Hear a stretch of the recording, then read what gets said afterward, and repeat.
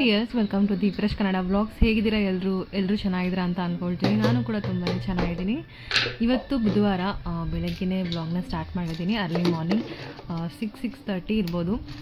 ನೆನ್ನೆ ಮಂಗಳವಾರ ಫುಲ್ ಹೇಗೆ ಮಳೆ ಇತ್ತು ಅದೇ ಥರನೇ ಇದೆ. ಇವತ್ತು ಕೂಡ ಸ್ಕೂಲಿಗೆ ರಜಾ ಕೊಟ್ಟಿದ್ದಾರೆ ನನ್ನ ಮಗಳಿಗೆ. ಬಟ್ ಮಂಗಳವಾರ ಬೆಳಿಗ್ಗೆ ಮಾತ್ರ ಸ್ವಲ್ಪ ಮಳೆ ಇತ್ತು, ಒಂದು 12 ಗಂಟೆ ಹಾಗೆ. ಮತ್ತು ನಾರ್ಮಲಾಗಿ ಪರವಾಗಿರಲಿಲ್ಲ, ಮಳೆ ಎಲ್ಲ ಏನೂ ಇರಲಿಲ್ಲ. ಬಟ್ ಸ್ಕೂಲಿಗೆ ಮಾತ್ರ ರಜಾ ಕೊಟ್ಬಿಟ್ಟಿದ್ರು. ಕಂಟಿನ್ಯೂಸ್ ನೆನೆ ಥರನೇ ಇವತ್ತು ಇರುತ್ತೆ ಅಂತ ರಜಾ ಕೊಟ್ಟಿದ್ರು. ಸೊ ನಾನಿವತ್ತು ಬೆಳಿಗ್ಗೆ ಬ್ರೇಕ್ಫಾಸ್ಟ್ಗೆ ಪುಳಿಯೋಗರೆ ಮಾಡ್ತಾಯಿದ್ದೀನಿ. ಮನೆಯಲ್ಲಿ ಈರುಳ್ಳಿ ಖಾಲಿ ಆಗಿಬಿಟ್ಟಿತ್ತು. ಸೊ ಈರುಳ್ಳಿ ಇಲ್ಲದೆ ಏನು ಟಿಫನ್ ಮಾಡೋಕ್ಕಾಗುತ್ತೆ ಹೇಳಿ. ಸೊ ಹಾಗಾಗಿ ನಾನು ಪುಳಿಯೋಗರೆ ಮಾಡಿಬಿಡೋಣ, ಈರುಳ್ಳಿ ಏನು ಬೇಕಾಗಲ್ಲ ಅಂತ ಹೇಳಿ. ಈರುಳ್ಳಿ ಇತ್ತು, ಎರಡು ಇತ್ತು ಅನಿಸುತ್ತೆ, ಸಣ್ಣದೆರಡು ಸಾಕಾಗಲ್ಲ ಅಂತ ಅಂದ್ಬಿಟ್ಟು ನಾನಿವತ್ತು ಪಲಾವ್ ಏನಾದರೂ ಮಾಡೋಣ ಅಂತ ಅಂದ್ಕೊಂಡಿದ್ದೆ. ಬಟ್ ಅಷ್ಟೊತ್ತಿಗೆ ಈರುಳ್ಳಿ ಯಾರು ತೊಗೊಂಬರ್ತಾರೆ ಅಂದ್ಬಿಟ್ಟು ಪುಳಿಯೋಗರೆನ ಮಾಡ್ತಾಯಿದ್ದೀನಿ. ಪುಳಿಯೋಗರೆ ಪ್ಯಾಕೆಟ್ ನಾನು ದಿನಸಿ ಐಟಮ್ ತರಬೇಕಾದ್ರೆ 2 ಪ್ಯಾಕೆಟ್ ತೊಗೊಂಡು ಬಂದಿದ್ದೆ, MTR ಪೌಡರು. ಸೊ ಅದನ್ನೇ ಯೂಸ್ ಮಾಡ್ಕೊಂಡು ಇವತ್ತು ಪುಳಿಯೋಗರೆ ಮಾಡ್ತಾಯಿದ್ದೀನಿ. ಈ ಕಡೆ ಹಾಲು ಕಾಯೋಕ್ಕೂ ಕೂಡ ಇಡ್ತಾಯಿದ್ದೀನಿ. ನಮ್ಮನೇಲಿ ವಾಟರ್ ಪ್ಯೂರಿಫೈಯರ್ ಹಾಳಾಗಿದೆ, ಅಂದರೆ ಸರ್ವಿಸ್ ಮಾಡಿಸ್ಬೇಕು.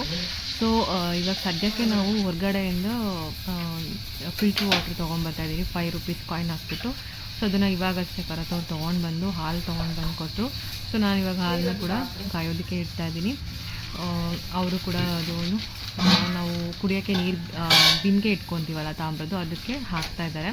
ಅದನ್ನ ಎತ್ತಿ ಹಾಕೋದಕ್ಕೆ ಸ್ವಲ್ಪ ಕಷ್ಟ. ಸೊ ಅವರೇ ಹಾಕ್ಬಿಟ್ಟು ಇನ್ನು 2 ದಿನಕ್ಕಾಗುತ್ತೆ ನಮಗೆ ಕರೆಕ್ಟಾಗಿ ಒಂದು ಬಾಟಲು.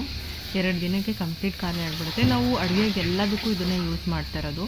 ಸೊ ಅದು ರೂಢಿ ಆಗಿಬಿಟ್ಟಿದೆ, ಕುಡಿಯೋ ನೀರನ್ನೇ ಯೂಸ್ ಮಾಡಿ. ಇವಾಗ ಬೇರೆ ನೀರು ಯೂಸ್ ಮಾಡೋಕ್ಕೆ ಅಷ್ಟು ಕಂಫರ್ಟಬಲ್ ಆಗೋಲ್ಲ.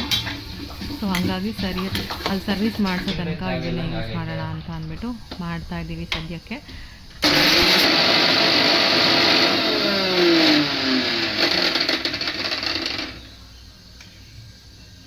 ನಾನಿಲ್ಲಿ ಪುಳಿಯೋಗರೆಗೆ ಒಗ್ಗರಣೆಗೆ ಹಾಕ್ಕೊಳ್ಳೋದಕ್ಕೆ ಅಂತೆಲ್ಲ ರೆಡಿ ಮಾಡ್ಕೊತಾ ಇದ್ದೀನಿ. ಹಾಗೆ ಒಂದು ಜಾರಲ್ಲಿ 1/4 ಕಪ್ ಆಗುವಷ್ಟು ಕಾಯಿ ತುರಿನೂ ಕೂಡ ಗ್ರೈಂಡ್ ಮಾಡಿ ಇಟ್ಕೊಂಡಿದ್ದೀನಿ. ಲಾಸ್ಟಲ್ಲಿ ಮಿಕ್ಸ್ ಮಾಡಿಕೊಂಡ್ರೆ ಪುಳಿಯೋಗರೆಗೆ ಚೆನ್ನಾಗಿರುತ್ತೆ. ಹಾಗೆ ಪುಳಿಯೋಗರೆಗೆ ನಾರ್ಮಲಾಗಿ ನಾನು ಕರಿಬೇವಿನ ಸೊಪ್ಪು, ಒಣಮೆಣ್ಸಿನ್ಕಾಯಿ, ಬ್ಯಾಡಗಿ, ಹಾಗೆ ಕಡಲೆಬೇಳೆ, ಉದ್ದಿನಬೇಳೆ, ಕಡಲೆಬೀಜ ಈ ಥರ ಎಲ್ಲ ಹಾಕಿ ಒಗ್ಗರಣೆ ಮಾಡ್ಕೊತೀನಿ. ಬೆಳ್ಳುಳ್ಳಿನೂ ಕೂಡ ಆವಾಗ ಕಟ್ ಮಾಡಿ ಹಾಕ್ತಾಯಿದ್ದೆ, ಚೆನ್ನಾಗಿ ಸಿಗ್ತಾಯಿತ್ತು ತಿನ್ನೋದಕ್ಕೆ. ನನಗೆ ಈಗ ಅಷ್ಟೊಂದು ಟೈಮ್ ಇರಲ್ಲ. ಸೊ ಹಾಗಾಗಿ ಅದನ್ನು ಜಜ್ಜಿಬಿಟ್ಟು ಹಾಕ್ಕೊತಾ ಇದ್ದೀನಿ. ಹಾಗೆ ಬಿಸಿನೀರಲ್ಲಿ ಹುಣಸೆ ಹಣ್ಣು, 1 ನಿಂಬೆಹಣ್ಣು ಪಾತ್ರದಷ್ಟು ಹಣ್ಣು ಮಾಡಿಕೊಂಡು ನೆನೆಸಿಟ್ಟಿದ್ದೀನಿ. ಹಾಗೆ ಅದನ್ನು ಸ್ಕ್ವೀಸ್ ಮಾಡಿ ಅದ್ರ ರಸನ ತೆಗೆದಿಟ್ಕೊಂಡಿದ್ದೀನಿ. ಈಗ ನೆಕ್ಸ್ಟ್ ಒಗ್ಗರಣೆ ಹಾಕ್ಕೊಳ್ಳೋದಷ್ಟೇ ನನಗೆ ಪೆಂಡಿಂಗ್ ಇರೋದು. ನಾನಿಲ್ಲಿ ಕಡಲೆಕಾಯಿ ಬೀಜನ ನಾರ್ಮಲಾಗಿ ಸೇರಿಸ್ಕೊಳ್ಳೋದಿಲ್ಲ, ಫಸ್ಟೇ ಎಣ್ಣೆಯಲ್ಲಿ ಫ್ರೈ ಮಾಡಿ ಎತ್ತಿಟ್ಕೊತೀನಿ. ನಾವು ಲಾಸ್ಟಲ್ಲಿ ಹಾಕೋದ್ರಿಂದ ಫ್ರೈ ಮಾಡಿಬಿಟ್ಟು ನಮಗೆ ಕ್ರಿಸ್ಪಿಯಾಗಿ ನಮಗೆ ಚೆನ್ನಾಗಿ ಸಿಗುತ್ತೆ ಪುಳಿಯೋಗರೆ ತಿನ್ನಬೇಕಿದ್ರೆ. ಸೊ ಹಾಗಾಗಿ ನಾನು ಫಸ್ಟು ಕಡಲೆ ಬೀಜನ ಫ್ರೈ ಮಾಡಿ ಎತ್ತಿಟ್ಕೊಂಡ್ಬಿಡ್ತೀನಿ.